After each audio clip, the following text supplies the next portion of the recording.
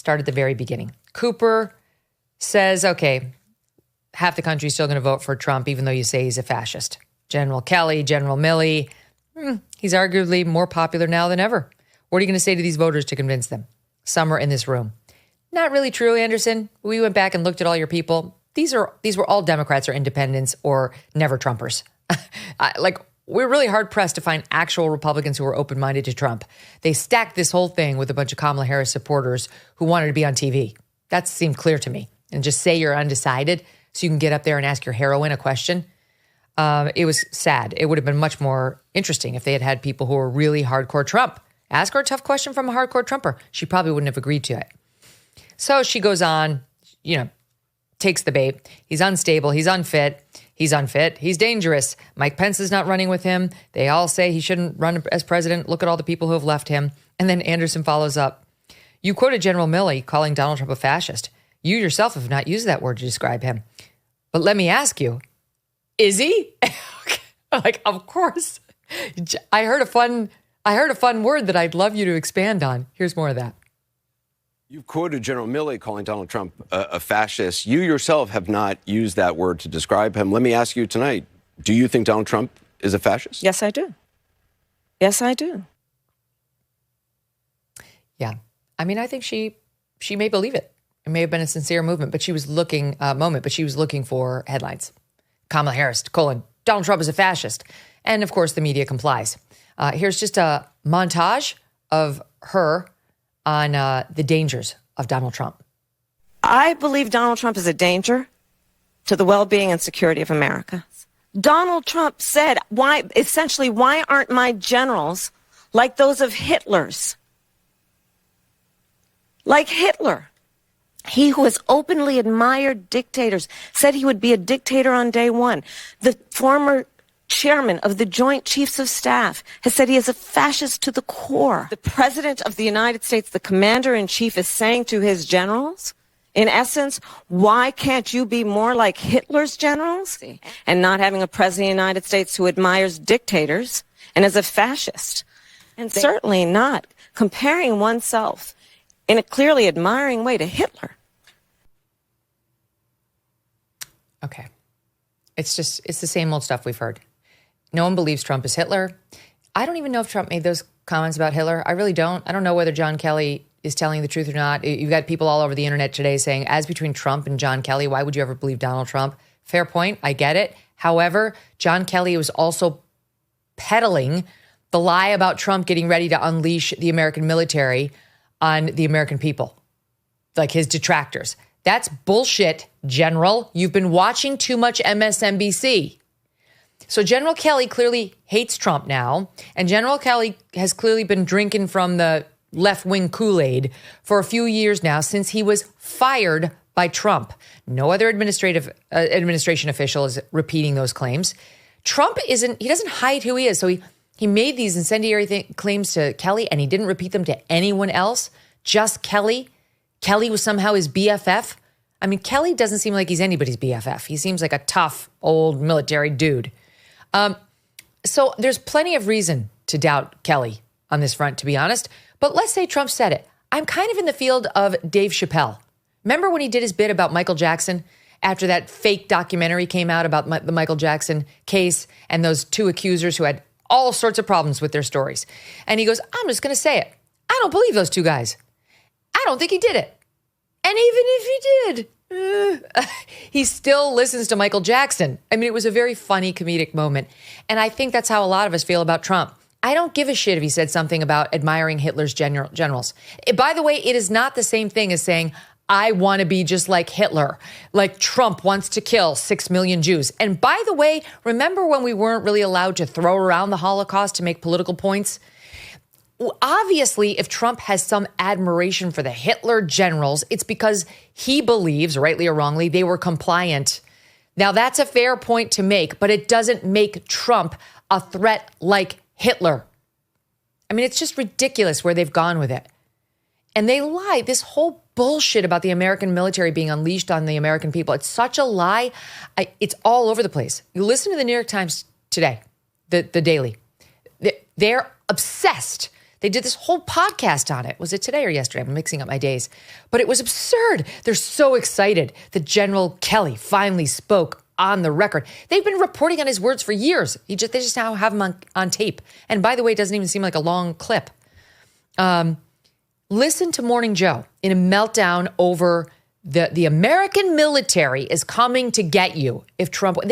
My point in playing you all this is they're liars and they've gone too far to the point where we're all kind of Dave Chappelle now, like, right? I care about me. I care about my kids. I care about other people's kids. I don't really give a shit about Trump's incendiary rhetoric.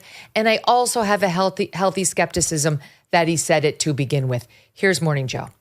The October surprise is that Donald Trump has said he's going to arrest his Democratic opponents. The October surprise is that Donald Trump has said he's going to use the Army and he's going to use the National Guard against his political opponents. He's making very clear that that's what he believes, that the military may be used and may be deployed against people he views as enemies of the country. It's a joyful campaign, but it is reflecting off who they are running against. A dark, dismal, fascist, and increasingly obviously fascist person. He has said, if you speak out against me, you are the enemy from within. If you are against me politically, then you are the enemy within, and I can use the military and the National Guard against you. For the record, we've been through this. This is based on Trump using the term enemy within being more dangerous than some of our external enemies repeatedly, which he has. That's political rhetoric. It's not shocking. He references Adam Schiff in particular, who's made it his life mission to bring down Donald Trump, and has said far worse things about Trump than that. Far worse. He tried to put Trump in jail. He tried to get Trump booted out of office twice. Okay, so that's the enemies he's talking about. But for the record, the way they tie it to the military coming to get you is based on one exchange. We update it every day. I keep asking my team, go back and find if there's another one. See if he's done it, if he's said it in any other way. And I have a great team. No, he said one thing to Maria Bartiromo that they're using for this argument. I will play you the entire soundbite right here again. Look at it. What about that, though? Are you expecting chaos on Election Day? No, I don't think so. Not from the side that votes for Trump. But I'm just wondering if these outside agitators will start up on Election Day. Let's say you win. I mean, let's remember, you've got 50,000 Chinese nationals in this country in the last couple of years. Yeah. You have people on the terrorist watch list, 350 in the last couple of years. You got, like you said, 13,000 murderers and 15,000 rapists. Right. What are you expecting? Joe Biden said he doesn't think it's going to be a peaceful Election Day. Well, he doesn't have any idea what's happening in all fairness. He spends most of his day sleeping. I think the bigger problem is the enemy from within, not even the people that have come in and destroying our country. By the way, totally destroying our country. The towns, the villages, they're being inundated. But I don't think they're the problem in terms of Election Day. I think the bigger problem are the people from within. We have some very bad people. We have some sick people, radical left lunatics. And I think they're and it should be very easily handled by, if necessary, by National Guard, or if really necessary, by the military, because they can't let that happen. That's it.